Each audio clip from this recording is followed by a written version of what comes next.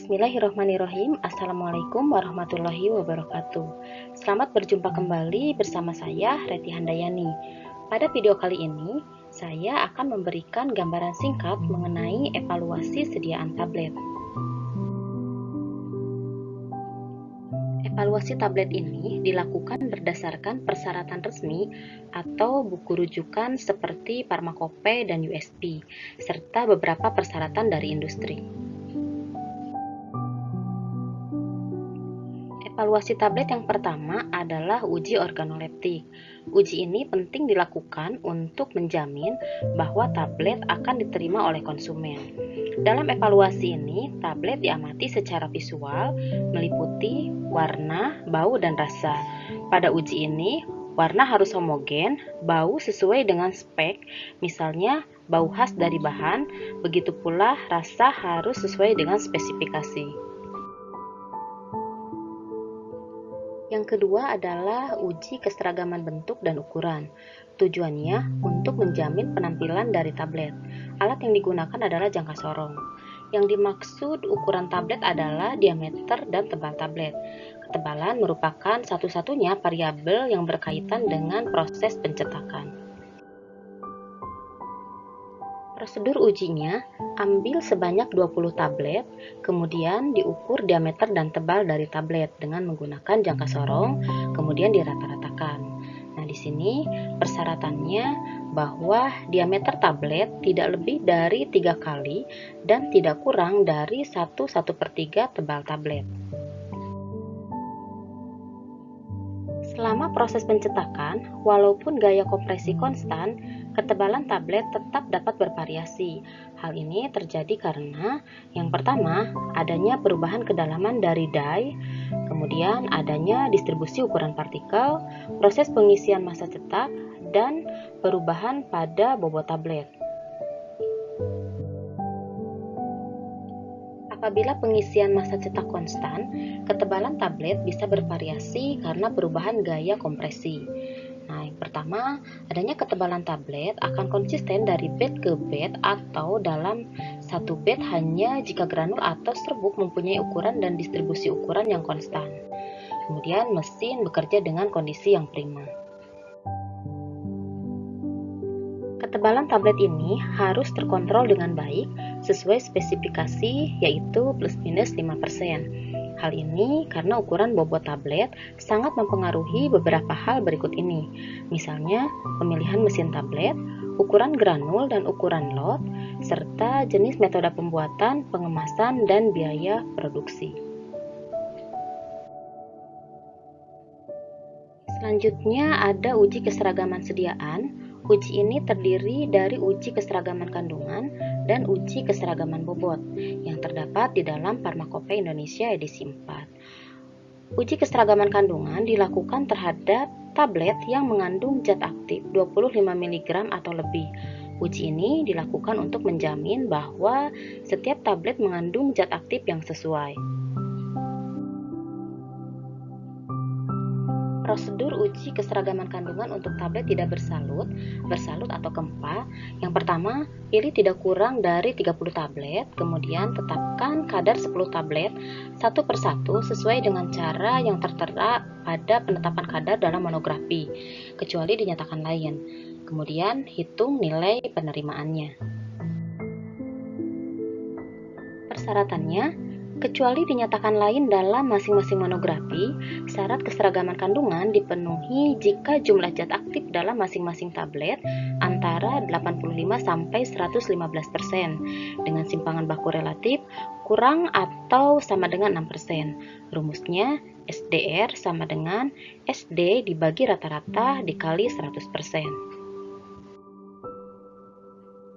Namun, jika ada satu tablet di luar rentang 85-115% dan tidak ada tablet yang terletak pada rentang 75-125%, maka dilakukan uji tambahan dengan mengambil 20 tablet dengan SDR lebih dari 6% sehingga A dan B tidak dipenuhi atau tidak memenuhi syarat.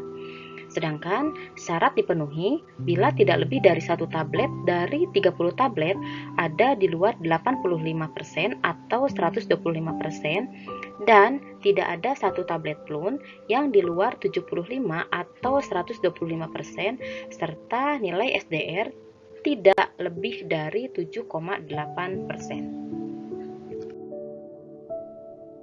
Selanjutnya ada uji keseragaman bobot. Pada uji keseragaman bobot, alat yang digunakan adalah timbangan analitik. Prosedur uji, diambil tablet sebanyak 20 secara acak, kemudian ditentukan bobotnya satu persatu, kemudian dirata-ratakan. Selanjutnya, tentukan persen dari penyimpangannya.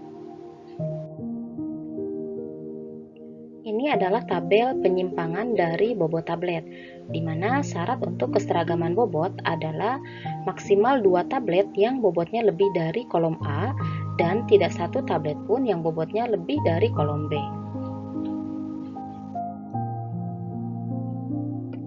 Selanjutnya ada uji kekerasan tablet. Uji ini dilakukan untuk menjamin ketahanan tablet terhadap gaya mekanik pada proses pengemasan dan penghantaran. Prosedur ujinya, sebanyak 20 tablet diukur kekerasannya masing-masing dengan menggunakan alat hardness tester. Kemudian dirata-ratakan, variasi kekerasan dilihat dari harga SD-nya. Untuk mengetahui berapa persyaratan untuk kekerasan dari tablet dapat dilihat dari bobot tablet. Yang pertama, untuk bobot tablet sampai dengan 300 mg, maka kekerasannya 4-7 kg per cm persegi. Sedangkan untuk bobot 400-700 mg, maka kekerasannya antara 7-12 kg per cm persegi. Kekerasan tablet ini sangat berpengaruh terhadap adanya capping, abrasi, atau pecahnya tablet selama penyimpanan, transport, dan penanganan. Kekerasan dilakukan selama produksi tablet atau IPC dan digunakan untuk menentukan pengaturan tekanan pada mesin tablet. Jika tablet terlalu keras, menyebabkan sulit hancur sehingga menyebabkan tidak terpenuhinya syarat uji disolusi. Misalnya, tablet yang terlalu lembek akan menyulitkan penanganan pasca gempa. Kekerasan tablet paling rendah adalah 4 kg. Umumnya tablet oral kekerasannya 4-10 kg, sustain release 10-20 kg, hipodermik dan tablet kunyah 3 kg. Selanjutnya ada uji friabilitas. Uji ini dilakukan untuk mengetahui kekuatan tablet jika dijatuhkan pada ketinggian tertentu. Alat yang digunakan adalah friabilator. Prosedurnya, ambil 20 tablet secara acak, kemudian tablet dibersihkan dari debu dan ditimbang sebagai W0. Kemudian, masukkan ke dalam alat uji dan diputar selama 4 menit atau 100 kali putaran. Bersihkan tablet dari debu dan timbang kembali sebagai WT. Hitung persen friabilitas dengan menggunakan rumus persen F sama dengan W0 dikurangi WT dibagi W0 kali 100%. Persyaratan friabilitas adalah kurang dari 1%. Jika lebih dari 1%, maka dapat diperbaiki dengan meningkatkan kekerasan. Hal yang harus diperhatikan dalam uji ini adalah jika ada tablet yang pecah atau terbelah, maka tablet tersebut tidak diikutsertakan dalam perhitungan. Dan jika hasilnya meragukan, misalnya bobot yang hilang terlalu besar, maka pengujian harus diulang sebanyak 2 kali. Selanjutnya, tentukan nilai rata-rata dari ketiga uji tersebut. Ada beberapa alasan dari friabilitas tablet. Nah, di sini yang pertama, kekerasan tablet bervariasi, kemudian capping dan laminasi, kadar air yang terlalu rendah, serta efisiensi pengikat yang terlalu rendah. Kemudian uji selanjutnya adalah fleksibilitas. Uji ini dilakukan untuk melihat ketahanan permukaan tablet jika tablet mengalami gesekan antar tablet atau gesekan sewaktu proses pengemasan dan distribusi. Alat yang digunakan adalah fleksibilator. Prosedur ujinya sama dengan uji periabilitas, yaitu ambil 20 tablet, bersihkan dari debu kemudian ditimbang sebagai W0. Masukkan ke dalam alat uji dan diputar selama 4 menit atau 100 kali putaran. Kemudian bersihkan tablet dari debu dan timbang sebagai WT. Hitung persen fleksibilitas dengan menggunakan rumus persen F sama dengan W0 dikurangi WT dibagi W0 kali 100%. Syaratnya, untuk fleksibilitas adalah kurang dari 1%. Uji selanjutnya adalah uji waktu hancur. Uji ini dilakukan untuk melihat kesesuaian batas waktu hancur yang tertera dalam monografi, kecuali dinyatakan lain, misalnya untuk tablet hisap, tablet kunyah, dan lepas lambat. Dalam uji waktu hancur, zat aktif tidak diharuskan larut sempurna, tetapi tablet harus hancur sempurna yang ditunjukkan dengan sediaan yang tertinggal pada kasa alat uji berupa massa lunak yang tidak mempunyai inti yang jelas. Prosedur ujinya, pertama-tama siapkan alat uji waktu hancur atau disintegrator tester dan sebagai media digunakan air dengan suhu 37 derajat Celcius plus minus 2 derajat Celcius. Masukkan masing-masing satu tablet ke dalam tabung dari alat uji, masukkan ke dalam chamber yang berisi air. Kemudian alat uji dijalankan dan diamati waktu hancur dari tablet. Semua tablet harus hancur sempurna. Bila ada satu atau dua tablet tidak hancur sempurna, ulangi pengujian dengan 12 tablet lainnya. Jika kurang dari 16 tablet, dari jumlah tablet 18 tablet yang diuji harus hancur sempurna. Persyaratannya, kecuali dinyatakan lain, tablet harus hancur tidak lebih dari 15 menit untuk tablet tidak bersalut dan tidak lebih dari 60 menit untuk tablet salut selaput. Di bawah ini merupakan alat uji disintegrator tester. Uji terakhir adalah uji disolusi. Alat yang digunakan dissolution tester. Disolusi merupakan proses melarutnya obat dalam cairan pencernaan.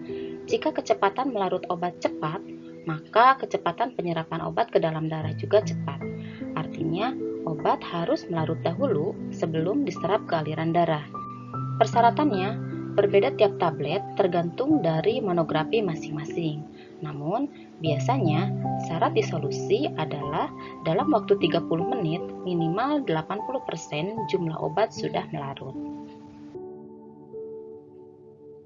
Prosedur uji disolusi, pertama-tama siapkan media disolusi, yaitu tergantung dari tablet yang diuji.